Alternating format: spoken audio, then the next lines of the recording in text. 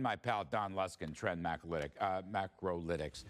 What's Cuomo sticking his nose into John Thane's business all about, using the famous Martin Act, which Elliot Spitzer used, the happy hooker I call him, to bust Wall Street a bunch of years ago? What's this all about in your judgment? Well, it's about climbing to, it's like what Elliot Spitzer did and what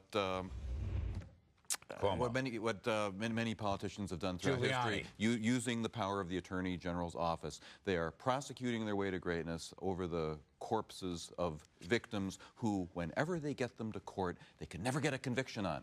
Look what happened to Spitzer when he took Grasso to court. Came back with nothing. Nothing. Now, Langone, too. Nothing. Now, these attorneys general are not stupid people. They're not going to bring cases that are utterly uncredible. So there is a colorable story here. I suppose it's worth looking into, to ask, when did you know? What did you know? I don't think the Martin Act, Spitzer never got anybody. I mean, he struck out on Grasso, and he struck out on Langone, and but you know, struck Larry, out on a couple of smaller brokers, for God's sakes. Is this showmanship, or is this serious? Larry, I know Spitzer pretty well. I've been obviously pretty critical of him to the point where he tried to get me fired out of a couple of jobs. You know, I think Andrew Cuomo is different than Elliot Spitzer. I spent time with him.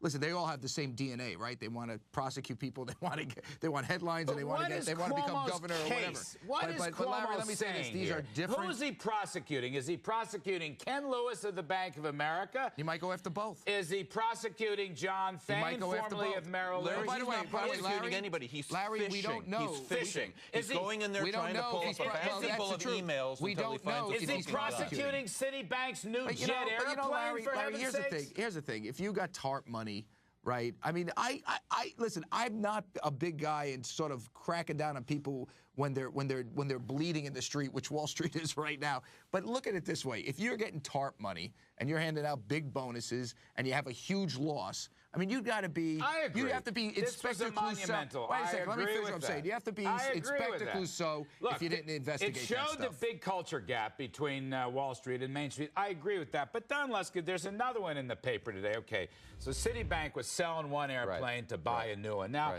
if I were a shareholder of a successful corporation, not Citibank, but a successful corporation, I don't want my top guys sitting on the runways. I don't want my top guys going through metal detectors and spending 3-4 hours in the airport. I want them to have an airplane, and I might want them to have a nice office. Damn right. I think, you know, these are incredibly valuable people where every second of their consciousness can create shareholder value.